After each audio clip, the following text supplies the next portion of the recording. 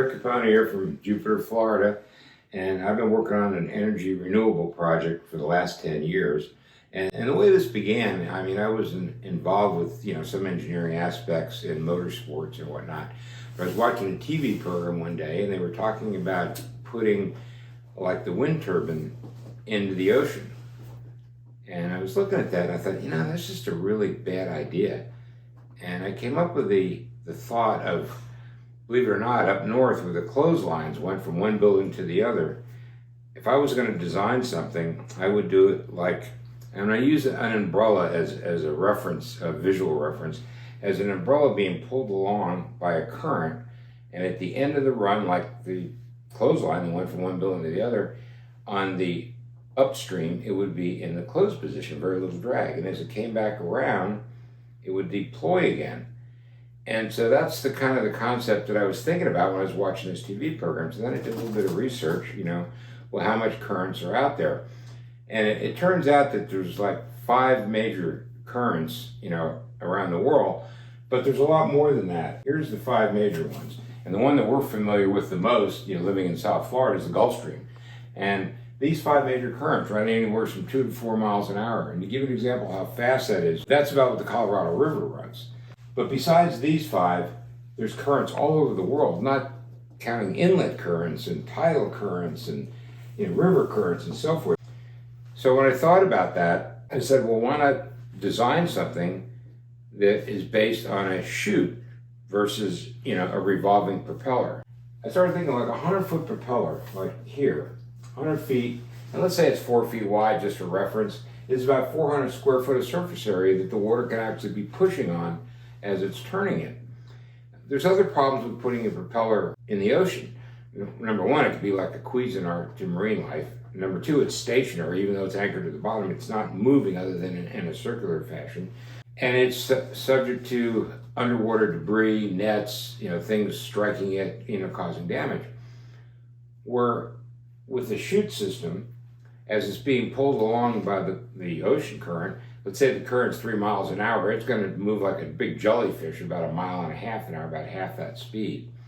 And so from the aspect of, something striking it, it's not going to strike it like it's stationary. And marine life, it should be very friendly. I mean, if something swims into it, when it's on the upstream, there's a screen that's built into the front of the chute which flushes it out before it's deployed again.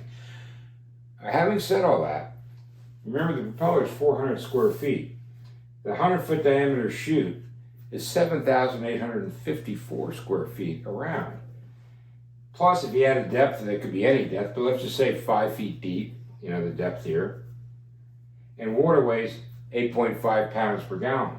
Now, a 100-foot chute, 5 feet deep, will have a volume of 6,170 gallons, 8.5 pounds per gallon, equals 52,444 pounds of water that one chute will hold. I mean, it's incredible compared to a propeller. And not only that, you not only have the weight of this water in the chute, you have a column of water going to infinity pushing it. So you can imagine if you took something like this and hung it off a building and filled it with water, that's the amount of weight you would have, 52,444 pounds. Anyway, so having, come to those conclusions about how powerful that this kind of a system would be, this is what we came up with. And if you look here, here's the chutes, all in a row, and as the return trip, they're in the closed position. Now, we did a little bit more design work on this, and right here, these are 4 ballast tanks. Just like a submarine, if this needs to be maintained, blow the ballast, it comes up to the surface, do what you need to do, and you can sink it back down. The generator is here.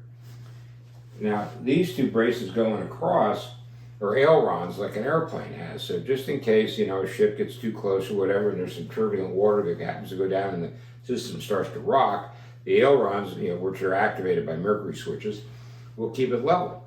So it always stay in a level plane, and it's anchored to the bottom with some sort of a huge, amount of concrete or whatever to get it there. And that's pretty much how the system works. And then your cable runs to the shore to bring the power in. And we put it in a V configuration. By having the chutes at an angle, it stops them from being shadowed by the other one. So each chute is getting a fresh load of water as it comes around and is deployed before it goes to the end and then comes back in the closed position. Okay, so as you can see the animation, you can see the chutes being deployed, going to the end of their run, and then returning in the closed position. And this goes on 24/7, never stops. And just to recap, wind is great when there's wind, and solar is great too when there's sun. But, it only works 10 or 12 hours a day, and then you have cloudy days and so forth. And 71% of the earth being covered in water, we're not tapping it, to me, is just insanity. Whether this system is the answer to all the Earth's problems of energy, it may or may not be. But I know the ocean is. With all these currents out there running 24/7 and being untapped, it's definitely the answer to the energy crisis.